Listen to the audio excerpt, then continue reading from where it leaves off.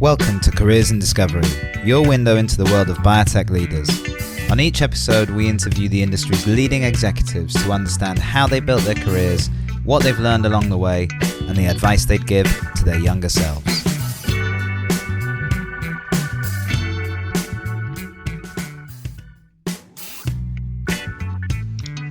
In this episode of Careers in Discovery, I'm with Dominique Verhelle, co-founder, president, and CEO of NextRNA Therapeutics, who are pioneering the use of long non-coding RNAs in drug discovery.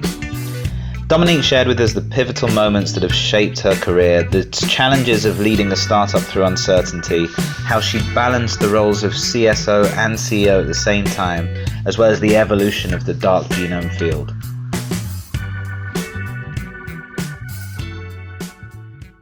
I'm very pleased to be back on Careers in Discovery with Dominique Verhelle of NextRNA. Dominique, welcome to the show. Thank you. Great to see you. Dominique, we always start by talking a little bit about what you're up to now, and you're doing some fascinating work at NextRNA. Can you tell us a little bit about the company, what you're up to, and the work that you're doing at the moment? Sure. So I am the CEO of NextRNA. I co-founded the company 4 years ago. Mm-hmm. This company is located in Boston. We have 30 employees right now, all located in Boston, lab and office space. And we are doing super cool science and drug discovery. We are focusing on developing novel therapy, focusing on a type of RNA called long non-coding RNA or lincRNA. Mm-hmm. And so this RNA, as the name say, are not encoding for protein. And for a long time, people thought that this long non-coding RNA were a byproduct of the cell. Academic, including one of my co-founders, have shown that these lincRNA are actually very important for normal cell process. And when they are aberrantly expressed, they lead to pathological effect. Right. So with this idea in mind, I co-launched this company with the potential to identify novel lincRNA and to drug them using small molecule as a modality. And so 4 years down the road, where we are, we have a platform developed. We've been identifying and advancing lincRNA for oncology. We also have been using our capability for neuroscience and particularly ALS. And we are moving our program towards a drug that will reach clinical trial at some point in the near future. So yeah, it's very interesting from a science perspective, interesting from a management and leadership perspective.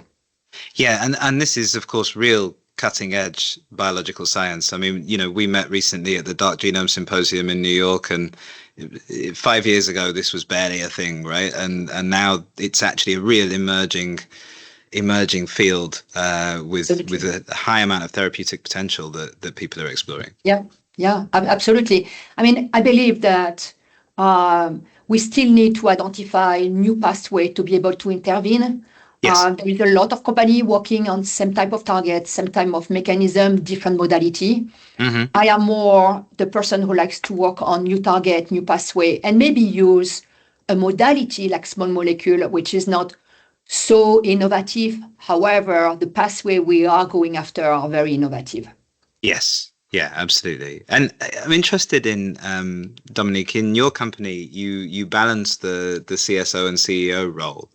Tell us a bit about how that works. What does it look like a day or a week for you? How do you balance those two sort of fields of responsibility? Well, since the last 2 months, I am not a CSO anymore. Okay. I hired a CSO. He joined us 2 months ago. So, but I would say for the last 4 years minus 2 months, yes, I managed CEO and CSO, and I loved it. I mean, I am the kind of person who likes to do many different things. And so for me, being a scientist, really thinking about science, brainstorming, troubleshooting, I think is what I love the most. And I will continue to love that. So actually being a CEO and CSO was great because I could do both. I can go to a meeting and talk about science and troubleshoot with the team. I don't know, an experiment that didn't go exactly the way we wanted. And then maybe just 2 minutes later, pitch to investor for educating about lincRNA to get additional funding. Then 2 minutes later, talk about with an employee about some human resource topic. So I really like it. But the reality is you cannot do that forever. And I would say I spend a lot of time, many, many hours. And so I was waiting the right time to hire the CSO. As you probably know, it's a big salary. So it was like, as long as I could do it, I was keeping it. And then now I have someone who really think about science 24 hours a day and really just focus on that. And I'm still involved in the science. Yes. But and I would never be totally disconnected from the science, but I can really focus more on the job of the CEO, which is finding money. Yes, absolutely. And I imagine, because these are, both of those roles are very demanding positions. So you've probably become very, very efficient with your time management, I would imagine. So you're going to be a very productive CEO now. Absolutely. I think, this is definitely a point is like every minute are important. And I think what is also important is to be in this case, you're able to compartmentalize. You focus on one thing, you are in it, and then you focus on something else, and you are in it. And this is the way you can be the most efficient. If you start to drag some other topic from the meeting before, and then you are not there, and you really need to be able to compartmentalize all the discussion. Yes, absolutely. And I'm very interested to talk about your journey to this point as well, Dominique, because you've had a fascinating career, from scientific roles, business development roles, alliance management, investment positions. You've worked in some very different areas of the industry. So we'll come to all of that and we'll talk about your journey through it. But we always go right back to the very beginning.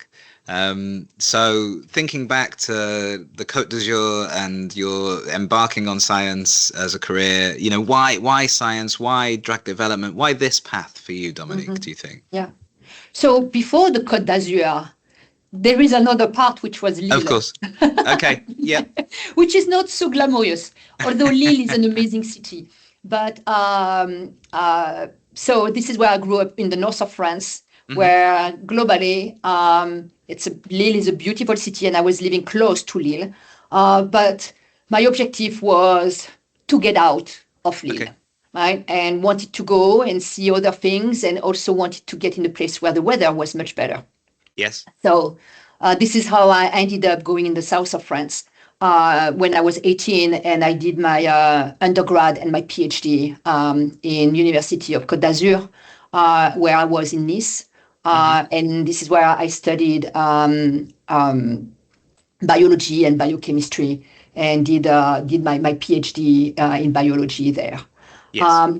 I'd say before I came to there, it was interesting because I didn't come to science immediately. Originally, I wanted to travel. So for traveling, the best job was to be a flight attendant or stewardess. So that was really what I wanted to do.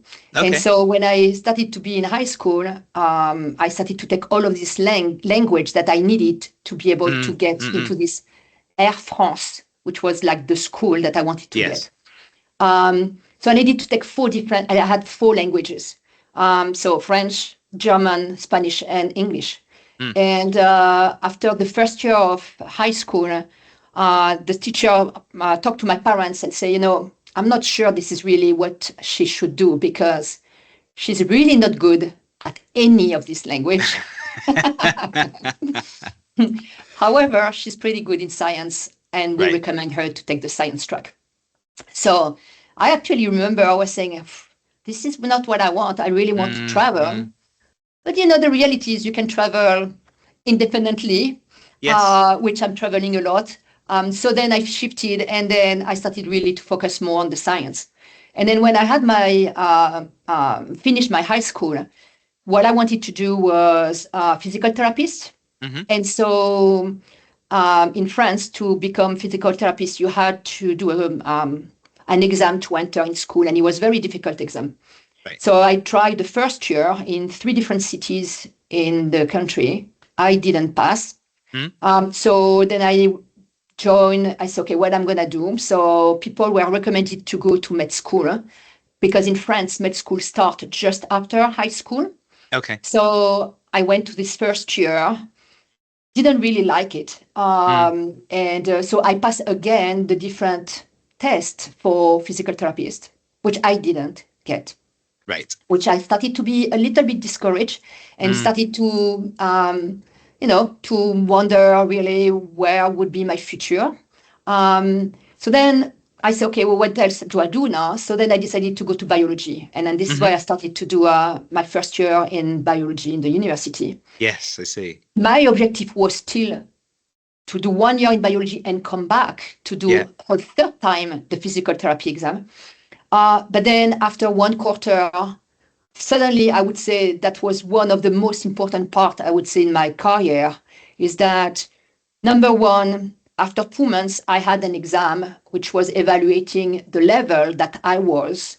And you have to understand, after not passing twice the exam to enter in physical therapy, didn't really take this exam with a high confidence. Yes. However, when I saw the result, I was like very surprised because I ended up to be in the top 10 with a group of like 350 students.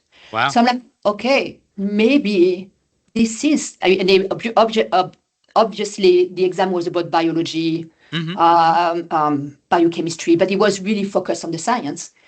And I'm like, maybe this is what I need to do because globally the result tells me that. And I remember, I can tell you, maybe 2 months after we had some PhD and postdoc scientists that came to talk to all of us. We were like just first year in college and talk about all the different paths that we could get. So you can go after 2 years, you can go after 4 years, you can do a master, or you can do a PhD. And if you are really good, you go to US and then you do 2 years of postdoc, and then you come back, and then you have this scientific position in INSERM or CNRS. And I remember very well saying, this is what I'm going to do. Yes. And I never, at least until the postdoc, that was really the objective that I had. And despite all my bumpy road at the beginning with the physical therapy and all of this there were a reason why I was not actually entering this school. And so the point I'm making here is I think it's okay not to have a direct start. Yes. You can try a few things. You can really listen what you like, but also what you are good at. Because not everybody has a skill. Like I wanted to be a stewardess and speak 4 languages. Well, obviously, I speak 2 languages fluently and a little bit of German, but I'm not very good at that. So I think that's the beginning of my path. Yeah, it's a really important point, especially for young people at the stage that you were at, 15, 16, 17, 18. You have to make some big decisions, right? And there's kind of this whole idea, as you said, that do what you enjoy and do what you're good at. And there's kind of an assumption that those 2 things are the same thing. And they aren't for everybody always aligned. People do have ambitions that then they realize, oh, actually, that's not the thing that I'm good at. And then there was a point where you realized, oh, I'm good at this. And then I guess the passion for it came afterwards. Absolutely. And I would say I am very lucky because I am one of the person who passion and work are together. I am passionate by my work. And I would say not everybody is in this situation. But it's true that, I don't need to have tons of hobbies outside because my job is my passion. Yes. And that's a great position to be in. Yeah. So you went through to your PhD, you did your bachelor's, you did your master's, you did your PhD, you followed that path. You went out to San Diego, did your postdoc out there. Was that very different from what you'd experienced in France? Yes. In 1999, I couldn't find as much yogurt and cheese as I wish. Because San Diego, it's still far away. It's not Boston, right? Nowadays it's better, but in 99 it was definitely very different from France. But it was a very good group of postdoc, and we were a lot of European together. And so even if it was not, far from home, we were feeling very, very good together. At that time, I had a son already. So during my PhD, I had a son. And so when I came to San Diego, I came with my son, who was 2.5 years, and my husband, who became my ex-husband 1 year later. I see. So, okay. Just to say, when you ask how was it to be in San Diego, it was great, but it was also challenging to be a postdoc with a 2.5 years son and being divorced 1 year later and have to raise your son like 6,000 miles away from your family. But it's doable. It is. I can see you. Yes. Yeah. Because a postdoc position's challenging from a time point of view, right? Yeah. If you've got any other commitments, because you're so tied to the experiments that you're running that, if you've got to run things overnight, then you've got to run things overnight. And if things need to be, if things need to be swapped out at the weekend, they've got to be swapped out at the weekend. So, yeah, I guess it's demanding at the best of times. But I think this is the management. We talk about time management already earlier. This is really when you know and you learn about it. Every minute counts, and you have an end point. You have to go to pick up your kid at 6 because this is when the daycare closes, and you have to do it. I've said for a long time, Dominique, if I was able to just build my company with just mums, that is what I would do, because they are the most efficient people in the world. I agree. But it's interesting. When we last met, we talked about something kind of around a similar topic that I thought was a really interesting one to explore. And we talked about people who have ambitions to move into executive positions, particularly CEO roles. And you had mentioned something that I thought was a really interesting point, in that you don't have to just consider what stage of your career you're at. You also have to consider what stage of life you're at, because those things will end up coming into conflict if you don't. Yeah. Talk a little bit about that. So this is what people ask me question about what is the greatest advice I can give for driven and ambitious people. I would say take the time. Because, and I can see with people around me, I can see some of my employees who wants to get promoted quickly and move. It's like every position you are getting, every promotion is asking you more time, more commitment, more engagement in the company that you are working on. And so you have to make sure that based on your personal life, you can actually allocate this time. So, and I would say many women, when they start to have kids and have family, it's difficult. And I would say men as well. It's not only a woman thing anymore. Men as well is, you have to be able to organize your personal life and your professional life. And so this is the part where becoming, and even before I was CEO, my job before I was in Takeda and I was leading the academic innovation, I was traveling a lot. You have to be able to do that. And for that, you have to be surrounded. So be the right time for you, where now you can allocate 12 hours a day if you need to, or be surrounded by family, spouse, partner, who can take a part of this load, and understanding that this part of the load is not just for one day. It has to be sustained, And so, and I think this is the part where, and then you end up, if you are not in the right timing, you end up always feeling bad. You're at work, you feel like you don't give enough. You're at home, you feel like you don't give enough. And you never feel good about it. And so I would say life is long, a career is long. It's important to breathe and go through it and really understand when is the right time to take more responsibility based on your personal condition, but also based on you. Like, I'm going to shift a little bit, but you are in a new position, then you learn. and then you learn and you execute and Yes. you are performing and you are developing.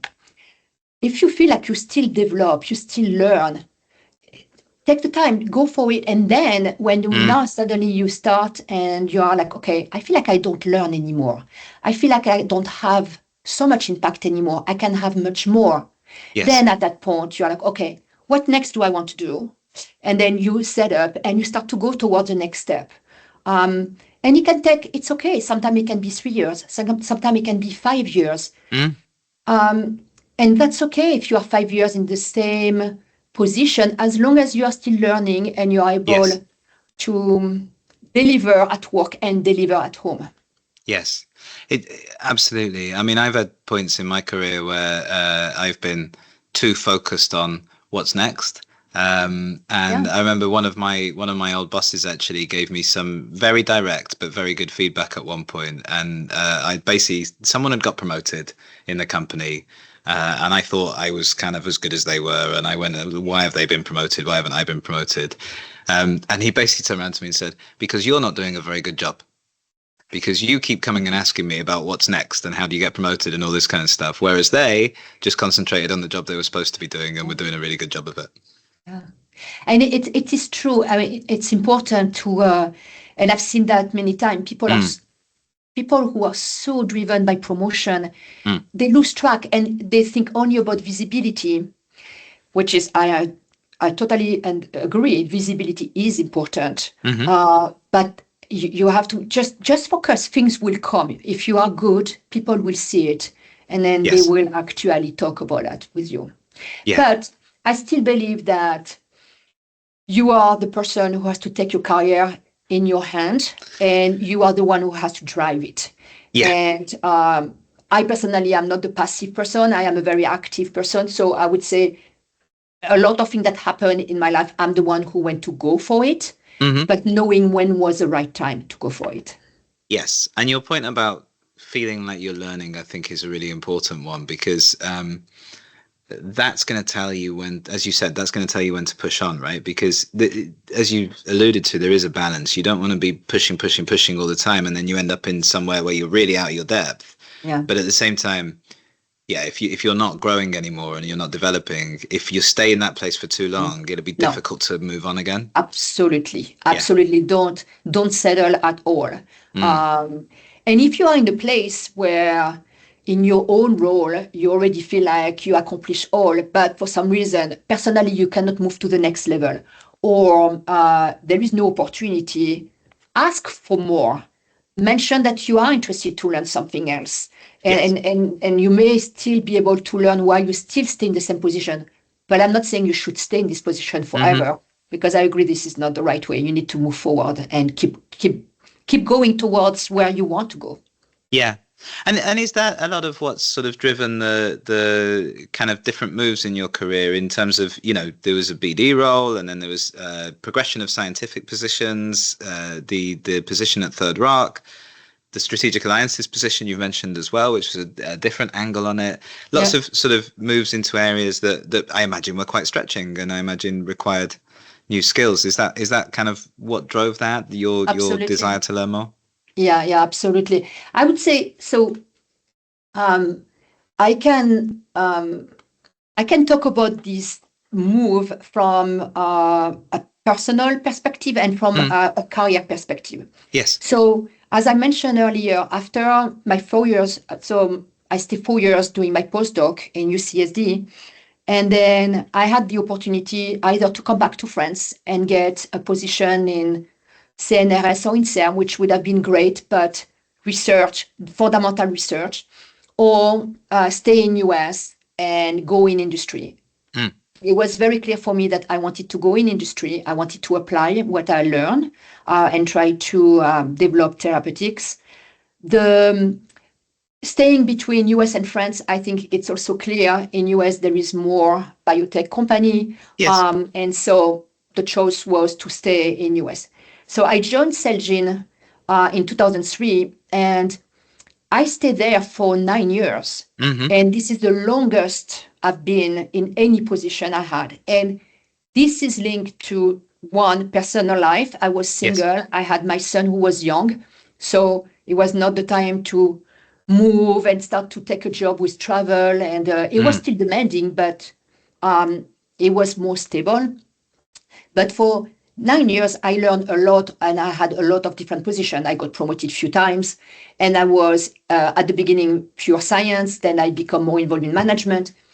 And then one part that was very important is that for me to be able to continue to grow, I decided to go back to school and then to do an MBA. And so my MBA was for 2 years on Friday and Saturday. And I was still at Celgene. Yes. And I was still a single mom and still taking care of my son. So I can tell you that that's probably the time I was the most efficient in my life. I can imagine. But that's also an important part because globally, I was in Celgene for 4 years.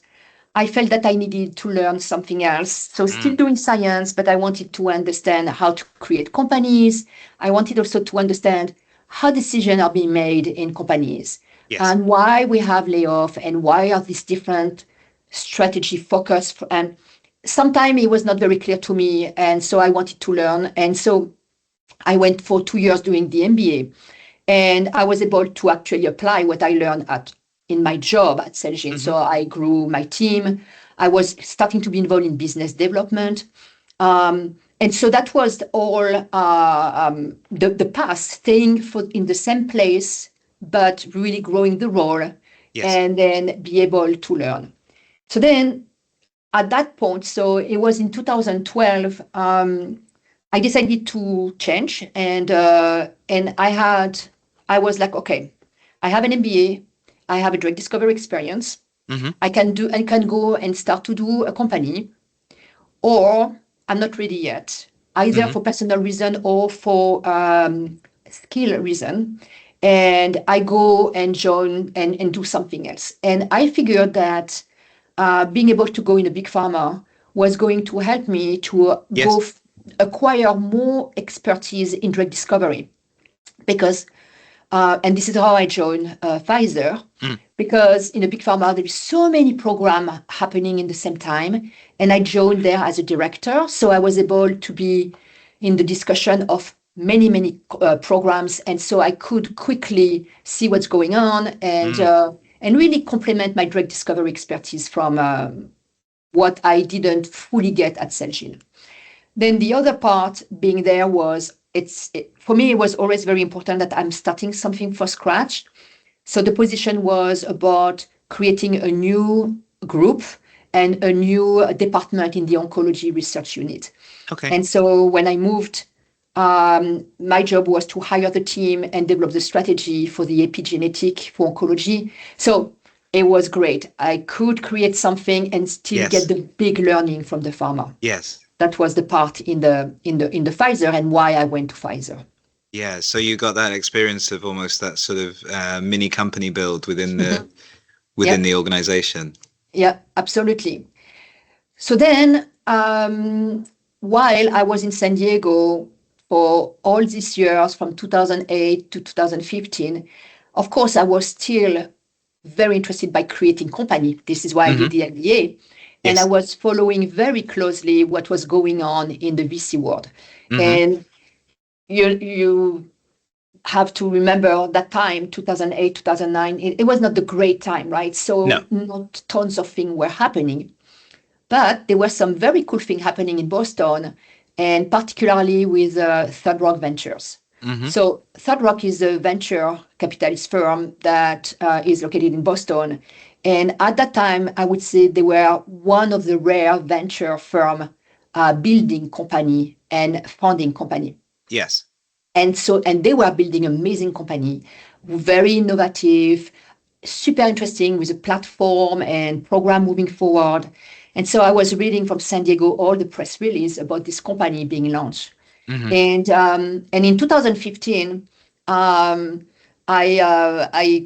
saw on my LinkedIn that someone from Third Rock was checking my profile. Okay. And I was like so excited, and I'm like, wow. And it was actually the one of the main recruiter over there. And then 1 week later, I got a call, and the call was, well, we are building a company based on epigenetics in Boston. We are looking for experts. You have the expertise.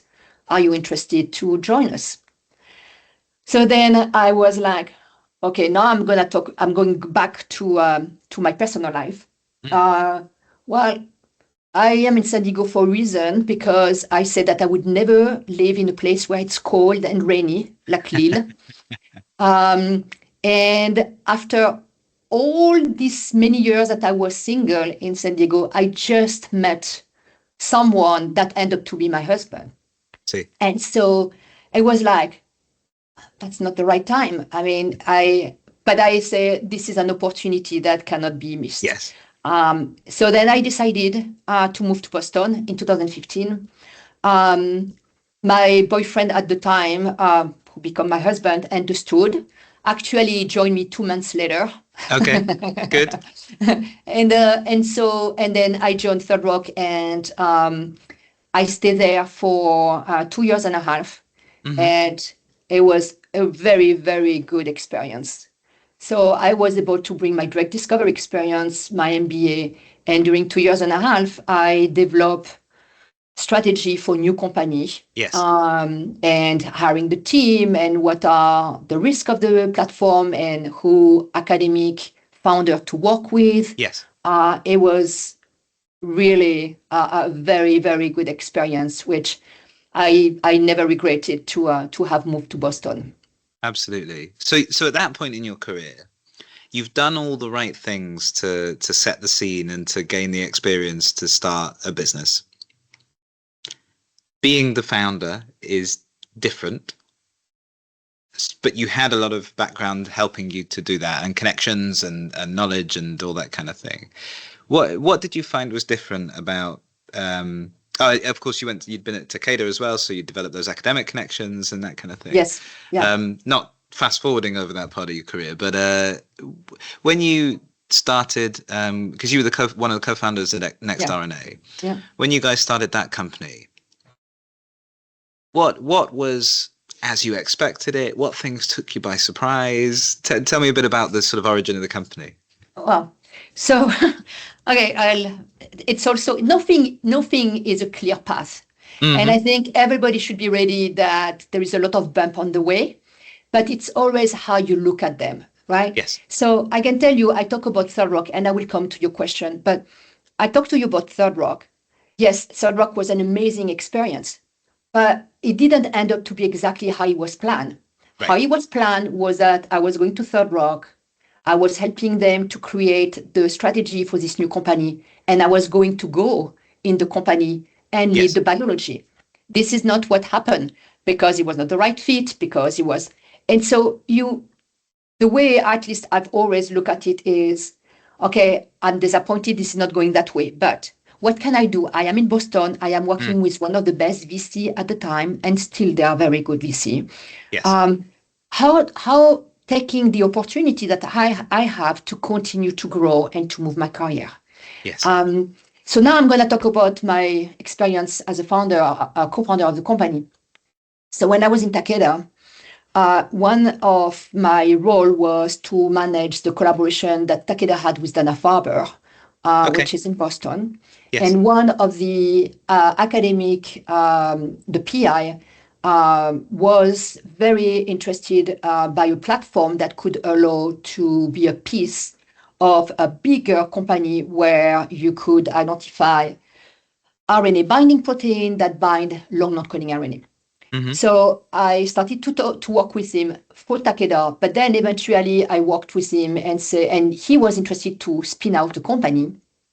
And so I worked with him on developing the platform, to identifying which program to move forward to validate the platform, and talk to additional investigator who can actually strengthen the scientific advisory board.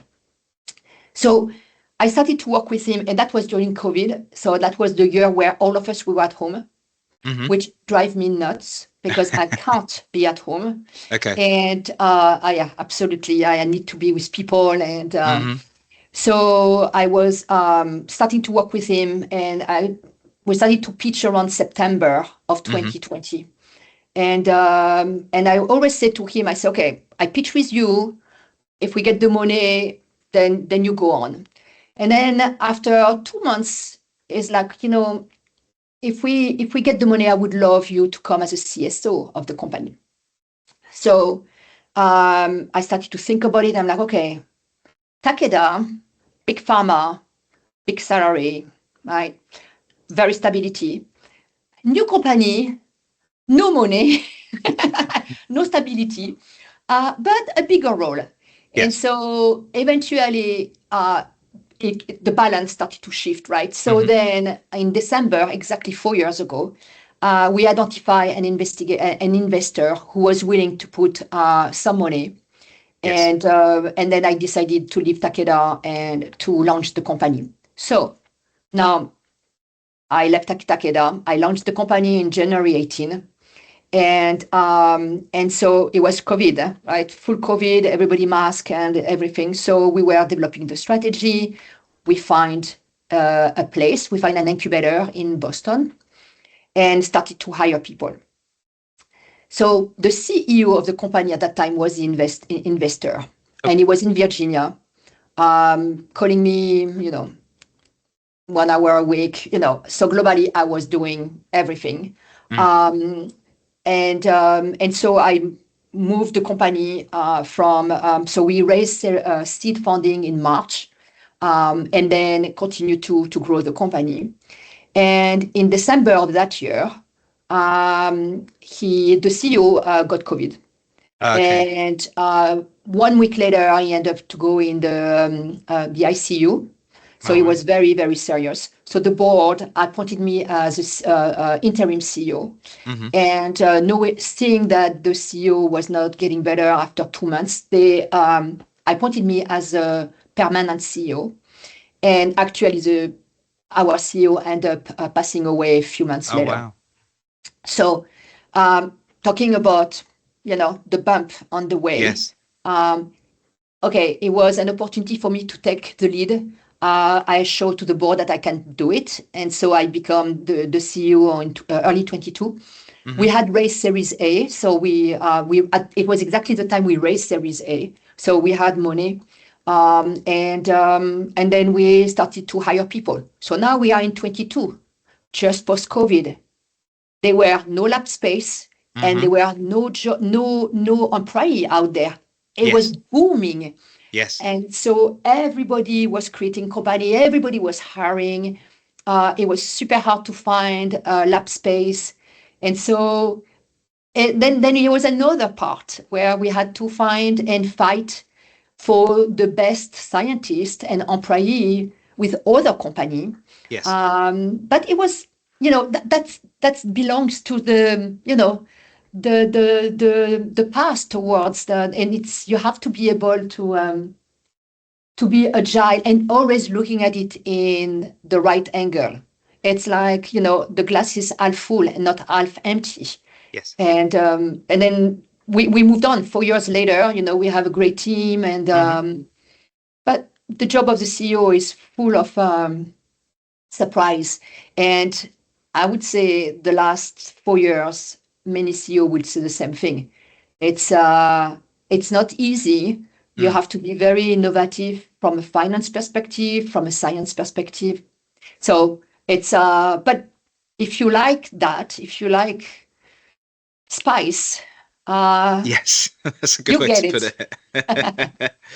I think it's, I always think if you're a CEO and you're doing a good job, you're constantly moving into new territory, right? And that's kind of, you might not have all the answers, but you've got to be the one who says, okay, guys, we're going this way. And it's always going to stretch you. Absolutely. I think, 2022 was fascinating from our point of view. I mean, you were competing in the most competitive biotech market in the world as well. I mean, honestly, we were going to pitch to get a lab space. Yeah. We had 46 million of Series A. Yes. And we were declined. Many times we got declined because we had Series A. It was crazy. We ended up in Smart Lab, which is a good place, and we are happy. But you can't believe, and I almost want to go back now and say, you remember when you declined us? Yeah. Absolutely. Well, what I've really loved about this conversation, Dominique, and it's something we actually, and this is a realization for me, it's something we don't talk about enough on this podcast, is that we talk about people's careers and we tend to focus on, what happened from a professional point of view as they moved through their career. But what I've really enjoyed about talking to you is that I think sometimes people don't think they can talk about the fact that their work is part of their life and it's an important part of their life, but there are other factors to consider, right? And I think especially for women, as you said, for men too, but especially women find this tension between the two. And I really appreciate you being as open as you have been about that, because I think it's a really important point to make. You're welcome. Yeah. So tell us a little bit, Dominique, about what's next. I mean, we're recording this right at the end of 2024. It'll go out early 2025. But tell us about what's next for NextRNA. Tell us about what the future holds. So we had a great year this year because we closed a deal with Bayer. And so we enter in a partnership with them in end of August on 2 programs. So this is really important for us. Bayer allow us and bring additional capability and expertise. Together we can advance. Of course, there is money associated to that because they are also paying a part of our R&D cost. And then I would say very important for us as well is the visibility, right? We are a company in Boston working on a new space of linkRNA. Having a pharma like Bayer joining us is providing signal that, number one, linkRNA has something promising enough for big pharma to pay attention to it. And NextRNA itself has a team that Bayer gave trust enough to be able to partner with us. So now we have this collaboration that we are moving forward in the next 3 years from August last year, from August this year, sorry. So moving forward in 3 years. So what we do now is for next year, we are looking forward to fill our pipeline. So adding more in the pipeline, we need to raise our Series A2, which is something that we have in plan. And we are also looking for doing another partnership, either in oncology or in neuroscience. Yes. So we are full speed right now, looking at any asset out there in the late hit to lead, early lead up, where we can use our capability of drug discovery and then move this asset and start to talk to investor about getting funding for getting the funding in next year to be able to fund the following 2 years. Yes, I think it's great to see your work getting so much traction. And the thing that's very exciting for me about this space as a whole is that, every therapeutic we have right now is based on 2% of our genome, right? Imagine what we can do if we can harness a bit more of it. And I think that's the exciting thing, right? But it's great to see that it's moving forward. So we are very excited. We finished the year well. We're going to be closing between Christmas and New Year. Everybody can really resource. This is the best time to take a break because nothing is happening. There is no email. Everybody is off. And then we come back. And for me and my CBO, CFO, we're going to be in JP Morgan in San Francisco. And like many of CEO, start the year full speed, talking to investor and talking to pharma. Fantastic. Well, we wish you the best of luck, Dominique. Thank you so much for joining us. It's been an absolute pleasure. Thank you. It was a pleasure for me too. Thanks.